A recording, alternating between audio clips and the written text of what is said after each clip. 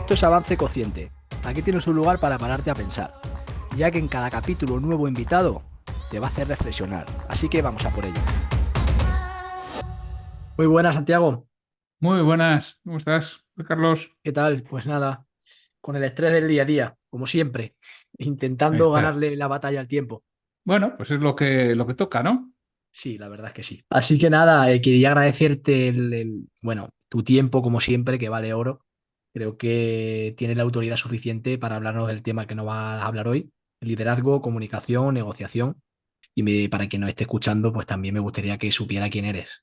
Bueno, al final soy un profesional que lleva ya muchos años dando guerra por estos mundos profesionales, que he hecho muchas cosas. Yo empecé vendiendo en el año 88, fue mi primer trabajo, vender fotocopiadoras. Estuve 20 años algo más, en el mundo corporativo, trabajando en diferentes empresas, en diferentes puestos, en la parte comercial, en la parte de estudios de mercado. También tuve un paso por el área financiera, como jefe de crédito al cliente, así como director financiero, y en el área de operaciones también, de lo que es toda la parte de organización interna. Y desde el año 2008 me dedico a ayudar a otros a que desarrollen su negocio, fundamentalmente en el ámbito personal, en el ámbito comercial y de liderazgo. Tengo una membresía en la que hago mentorías, tumentordenegocio.com, y es lo que realizo. Ayudo a los propietarios de empresa a que desarrollen el negocio y a los profesionales independientes, sobre todo, a que desarrollen su faceta comercial y de venta, que es lo que más suele fallar a los técnicos, ¿no? Porque se han puesto por su cuenta, porque saben hacer algo, pero hay que venderlo. Efectivamente. Y Santiago, quiero ir al grano directamente. Quiero preguntarte qué implica ser un buen líder. Quiero bueno, que nos digas para ti cuáles son esas cualidades, ¿no? Porque ya lo hablábamos, que además lo tengo aquí apuntado, que me dijiste que la REA había cambiado el significado de líder. Y ahora dice que, bueno, algo de persona que dirige o orienta a un grupo al cual reconoce su autoridad, ¿no? Entonces, bueno, ¿qué implica ser un buen líder, Santiago? Al final, ser un buen líder, bueno, entre otras cosas, implica que alguien te siga, ¿no? Porque si no te sigue nadie, pues difícilmente estarás liderando, al menos de acuerdo a la RAE. Lo que sucede es que ser un buen líder implica una serie de pasos que tienen que darse de forma secuencial. Si no los das de forma secuencial, será difícil que llegues. El primero es liderarse a uno mismo, de acuerdo a la RAE. No es posible, pero vamos a aceptar esta acepción y esta forma de verlo, ¿no? Si no te lideras a ti mismo, nadie va a dejar que le lideres a él. Con lo cual, liderarse a uno mismo es tener muy claro qué es lo que buscas, tener muy claro hacia dónde vas, tener muy claro cuál es el camino que tienes que seguir, tener muy claro lo que tienes que hacer, lo que debe hacerse en vez de lo que te apetece hacer, que no sé por qué no suele coincidir ese tipo de aspectos. Y tienes que realizarlo de manera consistente y de manera persistente y que los demás te vean que lo haces, que te esfuerzas y que vas progresando, que cada día eres un poco mejor. Esa es la forma de liderarse uno mismo. Es lo que llamaba Stephen Covey en los 7 hábitos de la gente altamente efectiva, la victoria privada, el liderarte a ti mismo. Luego viene la parte de liderar a otros, pero claro, tienes que empezar por liderar a un uno a uno, es decir, dominar las relaciones persona a persona cuando estás con alguien, y eso significa, por una parte, tu liderazgo intrapersonal, en la parte de inteligencia emocional, saber reconocer tus emociones, saber gestionar tus emociones para poderlas reconocer en el otro.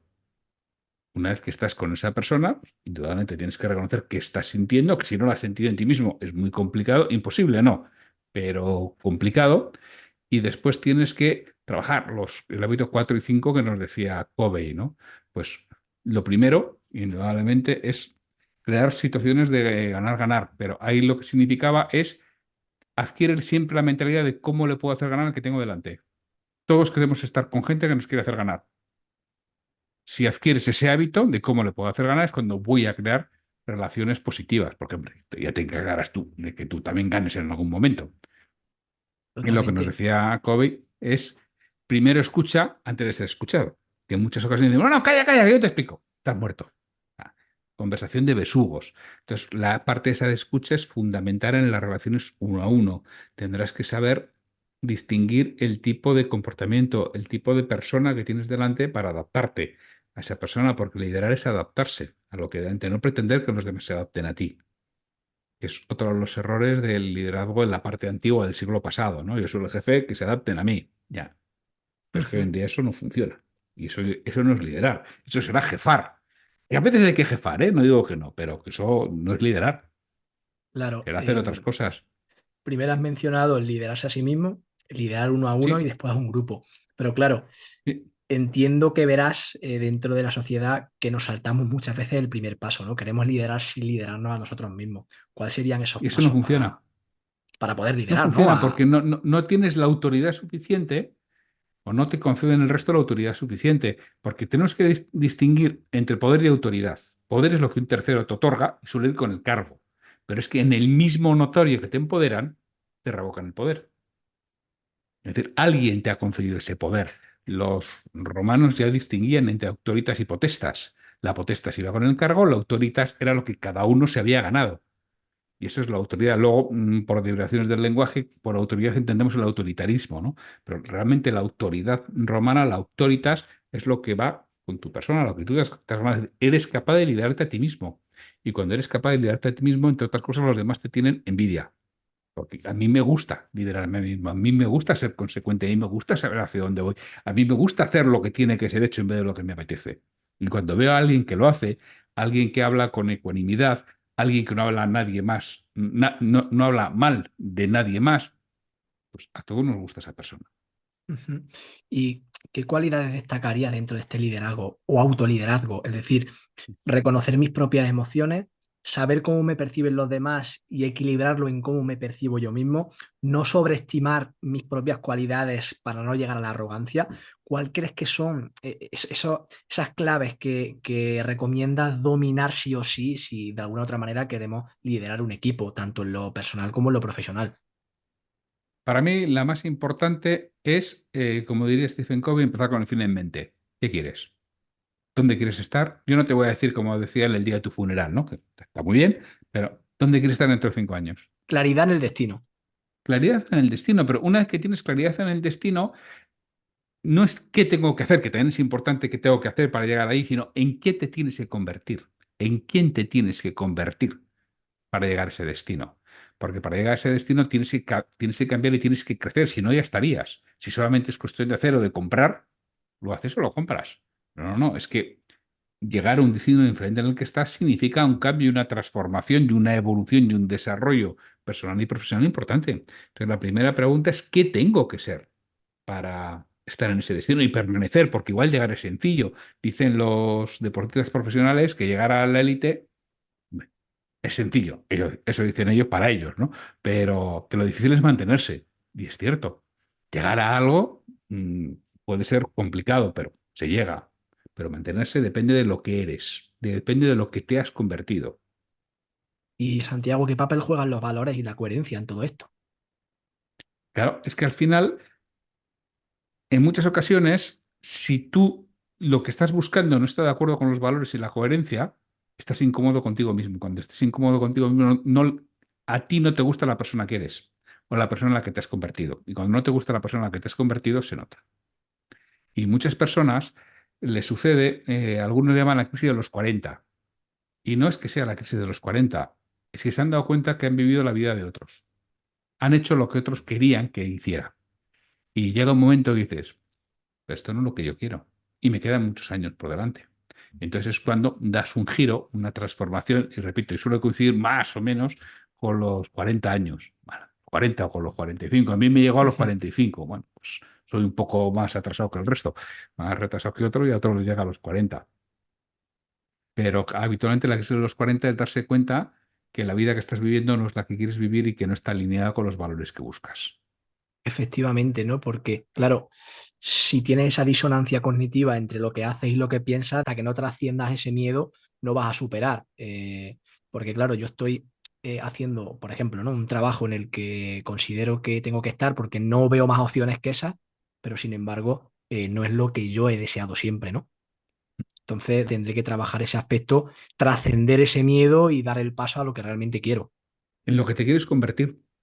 O sea, siempre lo que tengo que ver es lo que quiero convertirme, porque lo que yo quiero, lo que yo obtengo, depende de dos.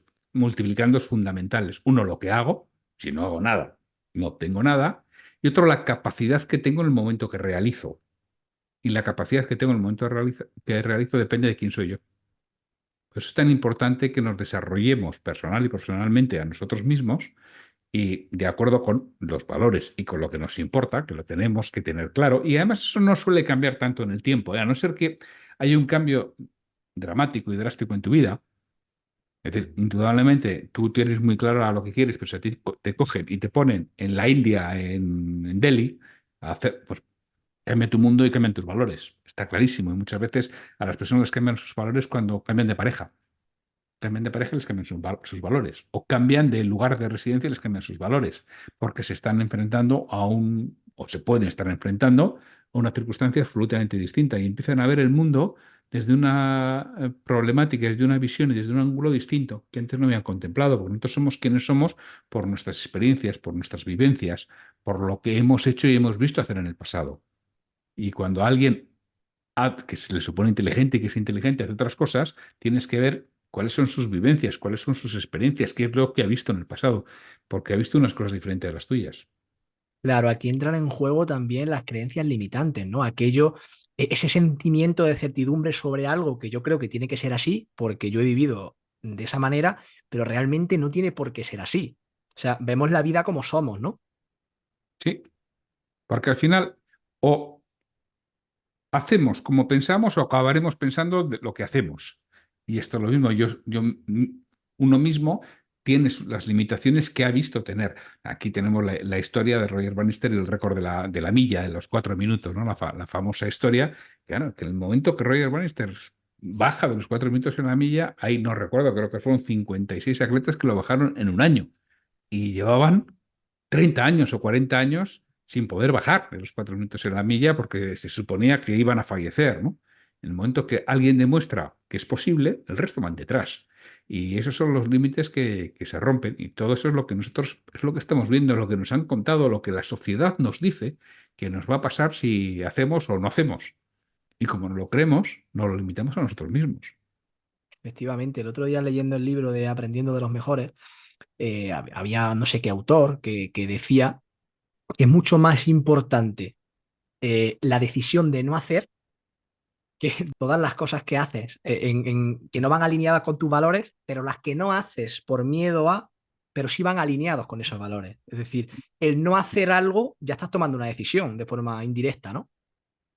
Sí, porque claro, es que la decisión de no hacer es una decisión. Que Es muchas que veces, no, parece, no, no decido, no, no, pues si no decides ya estás decidiendo no decidir. cuando lo estaba leyendo me parecía, en principio parece una tontería, pero luego lo piensas y dices, vale, es que el no hacer nada, estoy tomando de forma indirecta una decisión, quizás más importante que las cosas que he hecho hoy. De forma directa, nada de forma indirecta. Has tomado la decisión de no hacer nada. O sea, el no hacer nada significa que has tomado la decisión de no hacer nada. El no contestar a alguien que te pide algo significa que has tomado la decisión de que no le contestas. No es pospongo la decisión, no, no. Si es pospongo la decisión, has tomado la decisión de posponer. Has tomado la decisión de no contestar. Esas son decisiones que tomamos y que el resto ven, ¿eh? Ujú. Y Santiago, mezclando el liderazgo con la negociación, ¿qué papel juega el evitar a toda costa esa gratificación instantánea, el hacerlo incómodo, lo que tú decías, el hacer lo que hay que hacer en vez de lo que me apetece? ¿Cómo podemos dominar todas estas actuaciones? Porque entiendo que será algo lineal, no de la noche a la mañana domino absolutamente todo mi entorno. Esto es un proceso. Y lo que significa que es un proceso que habitualmente acabas entrando en un círculo virtuoso. Cuanto más vas desarrollando, más sencillo te resulta. Pues claro, la primera vez que hacemos algo, pues no, nos puede salir regulín y nos cuesta mucho. Ahora, cuando yo repito esto, la quinta, la sexta, la novena vez, me cuesta menos y me sale mejor. Y esto es lo mismo, cuando yo repetidamente voy haciendo algo, lo voy puliendo, lo voy mejorando, entro en el proceso de mejora continua, acabo haciendo las cosas con menor esfuerzo. Yo no digo sin esfuerzo, con menor esfuerzo, o un esfuerzo razonable que al menos me compense, que el ratio entre el esfuerzo y resultado merezca la pena. Y entonces eso es lo que al final acabamos haciendo. Cuando yo voy trabajando y dominando mi voluntad, porque al final hacer lo que tiene que ser hecho frente a lo que te apetece hacer se llama fuerza de voluntad. o triunfo de la razón sobre la emoción. Y es que yo no tengo fuerza de voluntad, coño, trabájala. O sea, esto no es algo que alguien tiene y te toca con una varita. Eso significa que los tengo que trabajar. Que sí, que cada uno saldremos de la línea de salida con más o menos capacidad de fuerza de voluntad o con más o menos capacidad de escuchar música o con más o menos capacidad para correr rápido o lento. Está claro, pero lo tienes que entrenar. O sea, si tú no tienes fuerza de voluntad, significa que no estás entrenando.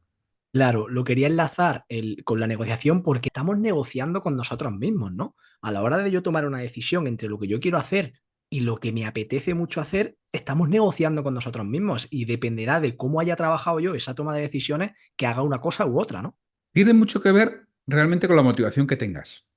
Y la motivación no es tener ganas, la motivación es tener motivos. Es decir, si a mí no me apetece, pero tengo un motivo fuerte para realizarlo, lo hago. Es decir, por ejemplo, las personas que entrenan, ahora que está muy de moda correr, ¿no? Las personas que corren y se han puesto de reto correr un maratón, una media maratón o hacer lo que fuera. Ese día que, joder, te apetece tanto salir a correr o salir a entrenar como morirte, que hace viento, que llueve. Claro, si tú tienes una motivación suficientemente fuerte, sales. ¿Y sabes lo que sucede cuando vuelves? Que te sientes campeón del mundo porque te ha dado un subidón de energía tal. ¿Por qué? Porque has vencido a tu pereza. Tu voluntad ha vencido a lo que le apetecía hacer y te sientes campeón del mundo. Entonces, realmente esas ganas vienen después de la acción. Si estás esperando hacer algo a que tengas ganas, estás muerto. Haz algo y verás cómo las ganas te vienen después. Pero para eso es importante que tengas un motivo para realizarlo. Si no tienes ningún motivo, no haces. Las personas, cuando tenemos un motivo y tenemos un motivo fuerte, no te voy a decir que seamos invencibles, pero es difícil pararnos, ¿eh? Claro, porque a veces confundimos el tener actitud con sentirte motivado, ¿no? Puedes tener mucha actitud un día, pero si no hay un motivo que traccione, eso declinará en algún momento, ¿no? Claro, porque estás tirando siempre de la fuerza de voluntad y la fuerza de voluntad es finita. Si la estás consumiendo en otras actividades, no la tienes para otras. Y además te acabas cansando de tirar siempre la fuerza de voluntad. Por eso es importante buscar ese motivo, buscar el por qué y para qué quieres algo y que sea relevante, que realmente te importe ese algo. Ese es el buscar el origen. Lo mismo, nos lo contaba Stephen Covey, ¿no? Tienes que buscar el origen y tu para qué tiene que ser importante y tiene que ser fuerte. Cuanto más fuerte sea tu para qué, más te va a ayudar en los motivos en los que no te apetezca nada realizar determinadas actividades. Y claro, y yo, Santiago, si no tengo claridad en el destino, ¿cómo la descubro? Si me encuentro en esa etapa en la que no veo, no comienzo con un fin en mente, ¿cuáles serían esos ejercicios para poder destapar, desnublar ese destino, ¿no? Pues muchas veces tienes que dejarte ayudar por alguien que esté especializado en desarrollar eso. Y, y lo mismo, igual estás apuntando demasiado lejos, igual estás apuntando al día del funeral. Y igual no tienes que apuntar al día del funeral, igual tienes que apuntar a dentro de 3 o 5 años. Repito, porque habitualmente tampoco hay tantos cambios. Si tú hoy en día decides que vas para Copenhague, dentro de 2 años no vas a decir que vas para Málaga. Podrás virar un poco, pero será raro. Y repito, si no ha pasado nada extraordinario en tu vida, tú vas a seguir hacia allí. Es decir, lo que tienes que buscar en esos casos es una orientación. ¿Hacia dónde voy? ¿Qué busco? Todavía no lo sé, pero sé que tiene que estar por allí. Sé que tiene que estar por el norte, sé que tiene que estar por el sur. Hacia allí me voy a dirigir. Y ya te digo, en muchas ocasiones es bueno que te dejes ayudar por un profesional que esté especializado en ayudarte realmente a definir esa estrella polar, ¿no? Que te puede orientar. Quiero enlazar esto, Santiago, creo recordar que era el año 2005-2006 que recibiste un proceso de coaching, si no recuerdo mal. Sí, Quiero que cuentes en primera persona cómo fue esa transformación para ti, porque me parece súper interesante de que esa persona que, que en ese momento quiso cambiar, nunca se hubiese pensado que hubieses llegado a donde estás ahora, ¿no? O a todo el proceso que has pasado. Me gustaría que, bueno, que te extendiese un poco porque me resulta súper interesante. bueno, yo trabajaba para una compañía del Grupo Total de la petrolera francesa y en aquel momento estaba de director financiero y decidió alguien en París que todos los que estábamos en un determinado nivel GACE, que era el nivel de valoración de puestos, pues íbamos a recibir un proceso de coaching, claro, que no sabíamos ni lo que era. En el año 2005, pues alguien decidió que íbamos a recibir un proceso de coaching y yo recibo un proceso de coaching, no recuerdo si era el año 2005, 2006 exactamente. Y claro, en aquel proceso pues me doy cuenta que digo, "Coño, yo tengo en aquel entonces, pues tendría 43 o 44 años o 42 años, y digo, "Pues yo estoy en un sitio en el que no estoy a gusto, yo soy vendedor. Y a mí me gusta relacionarme con las personas y estoy en un puesto tremendamente técnico como el director financiero de una compañía multinacional del sector químico. Además, yo soy licenciado en Ciencias Políticas y Sociología y está de director financiero en esa compañía. ¿Por qué? Bueno, una cosa llevó a la otra y al final estás acabando, estás allí, ¿no? Y te pones a pensar y dices, es que me quedan 25 años. Pero me jubilaré a los 70 o a los 67, pues me quedan 25 años. 25 años más aquí. No, esto no es lo que quiero. Y además, ahí es el momento en que decides, tengo que cambiar, tengo que hacer otras cosas. Y esto es un proceso madurativo que madura. Y al final luego hay una serie de aceleradores de la decisión. Llega un momento en que tengo que tomar una serie de acciones y una serie de comportamientos y una serie de decisiones que no están de acuerdo con mis valores, que no están de acuerdo con lo que yo quiero, que me cambian el esquema de juego. Y digo, no, pues hasta aquí he llegado. Momento de buscar una salida. ¿Y cuáles Y son, Santiago, perdona que te hago un inciso, cuáles son esos sí. aceleradores de la decisión? Me parece destacable que hagas un pequeño parón Al aquí. final, cada uno es un aspecto distinto. En mi caso, el acelerador de la decisión fue una serie de aspectos que, de acuerdo a mi puesto, tengo que hacer con los que yo no estoy de acuerdo y con los que va en contra de mis valores y sobre todo en contra de lo que habíamos estado defendiendo en el grupo mucho tiempo, ¿no? Y llega alguien y dice, pues a partir de mañana íbamos todos para el sur y ahora nos vamos para el norte. Pero yo no puedo, yo tengo un equipo de 12 personas al que he estado trabajando y el que realmente me he implicado, me he comprometido con ellos con una cosa y ahora me cambias tú porque alguien ha decidido que otra cosa. No estoy de acuerdo. No, yo no estoy de acuerdo. Y entonces, bueno, es cuando dicen, no, ¿y qué voy a hacer? ¿Y dentro de 5 años van a otro bandazo? ¿Y dentro de 5 años me van a cambiar de presidente y damos otro bandazo? No, yo así no quiero estar. Yo quiero ser responsable de mi propia vida, ¿no? No quiero que otros vayan diciendo esto. Yo estaba en Bilbao, ya me habían dicho que seguramente me tendría que ir a vivir a Berlín, otra cosa que tampoco me apetecía. Y mañana alguien decía que me voy a Berlín o me decía que me voy a Eslovenia, porque han decidido que me tengo. No me da la gana, no quiero. Yo no quiero esto, ¿no? Y por eso, tío, pero al final el acelerador de la decisión es cualquier aspecto que haya alrededor. Pero la decisión está tomada, lo que pasa es que está latente, no la has verbalizado, no has encontrado quizá el momento, pero hay esa chispa que arranca y que te acelera la combustión. Y entonces decides. Tú en tu mente sabes que la decisión está tomada, pero no eres capaz de materializarla, de manifestarla, ¿no? Te falta quizá eso que decías tú, ¿no? El tener claro, porque llega un momento que me da igual, ya tengo que tener algo claro y tengo que hacer algo, ¿no? Y ya te mueves. Totalmente, no, no, me parece un buen ejemplo porque incluso a mí, con casi 28 años que tengo, me parece incluso tarde para hacer determinados cambios. Ahora vienes tú y nos cuentas que a los 45 diste un bandazo totalmente a tu vida y de alguna otra manera, pues bueno, no deja de ser un ejemplo, ¿no? Pues mira, Santiago, quiero pasar a la segunda y última sección de este podcast en la cual nos lanzamos tres preguntas a todos los invitados que ayudan a tener conciencia sobre muchos aspectos que no somos capaces muchas veces de verbalizar, ¿no? Entonces, la primera que siempre, bueno, que siempre decimos a los invitados es cuál es la recomendación que tú le harías a esa persona, a ese Santiago de hace 15 o 20 años, ¿no? Que esté permanentemente evolucionando. La vida cambia muchísimo, que no hay nada estático, no hay nada rígido, y más hoy en día. Hay cambios permanentes, cambios muy rápidos, cambios que no te puedes esperar.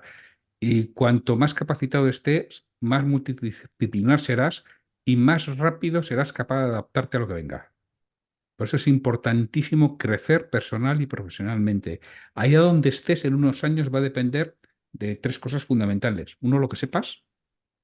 Dos, lo que hagas. Y tres, con quién te relaciones. Los grandes cambios vienen de las relaciones que tengas con otras personas. Y luego, lo que sepas y lo que hagas es para materializar el cambio. Pero casi siempre vienen de las relaciones que tienes con otros. Con lo Pues cual, ¿qué personas tengo que conocer para llegar a ser la persona que quiero llegar a ser?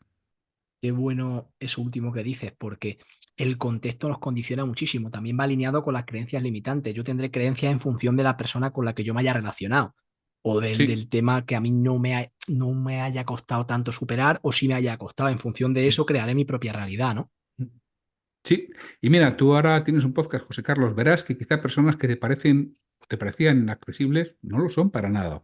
Era tu propia realidad. ¿Cómo le voy a decir a no sé quién y le voy a invitar a que venga a mi podcast? Pues bueno, pues en este mundo hay de todo, pero te darás cuenta como la mayoría de personas son perfectamente accesibles.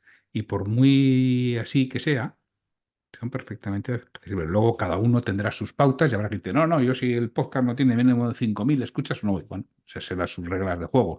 Me parece estupendo. Pero descubrir como otras personas que piensan que son inaccesibles no lo son. ¿Qué razón tienes en eso? Porque de momento absolutamente nadie de a quien le hemos ofrecido participar se ha negado y son personas, bueno, de tu bagaje, el gerente de la Nacional de Inteligencia Emocional, un psicólogo con más de 40 años de experiencia, que lo que das te lo das, ¿no? Que es también otra cosa importante. Sí, es así. Pues Santiago, la segunda pregunta que hacemos, en uno de de tus peores momentos, ¿qué fue lo que más te ayudó? De mis peores, a mí siempre me ha ayudado mi mujer. Siempre es la que, con sus más y sus menos, y con sus. Pero siempre es el apoyo que he tenido, ¿no? El que estuviera ahí en mi familia es lo que me ha ayudado y lo que te da las fuerzas para salir, porque al final lo que decíamos es tu motivación, ¿no? Y también es curioso, es cierto, como no me acuerdo quién lo decía, que unas barreras limitantes que tenemos es lo que queremos, porque somos capaces de ganar dinero en función de lo que necesitamos y lo que queremos. Y es curioso como cuando tú necesitas 100 consigues 100. Y si necesitas 200 consigues 200. Siempre y cuando tengas una motivación fuerte por detrás. Entonces, al final, el que tengas un para qué, el famoso hombre en busca de sentido de Viktor Frankl, el que tengas un para qué es lo que te ayuda y lo que te hace sacar las fuerzas de donde parece que no hay. Santiago, dos hábitos que hayan mejorado tu calidad de vida y que te hagan más consciente. Dos hábitos que me hayan mejorado mi calidad de vida, pues estar permanentemente formándome y cuidar mi salud, tanto en el aspecto alimenticio como en el aspecto de deporte.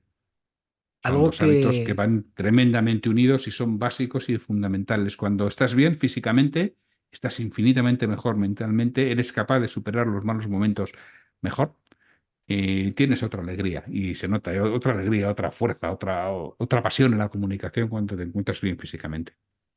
sí, quiero destacar a colación eso que dices, bueno, me parece interesante que me lo dijiste la otra vez, lo de los 17 minutos, ¿no? Que parece que hay que correr una hora todos los días para sentirse activo.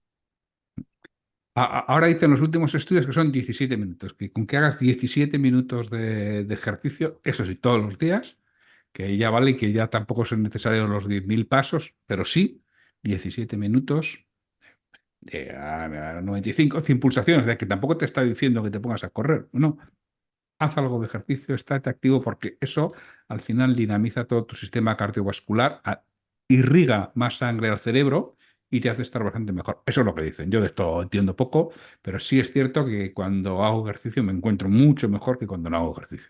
Sí, no hay mejor manera, ¿no? De terminar este podcast que el decir que con 17 minutos te puedes despejar la mente, te puedes sentir mucho más liberado, más energía, incluso mejor humor, tomar mejores decisiones.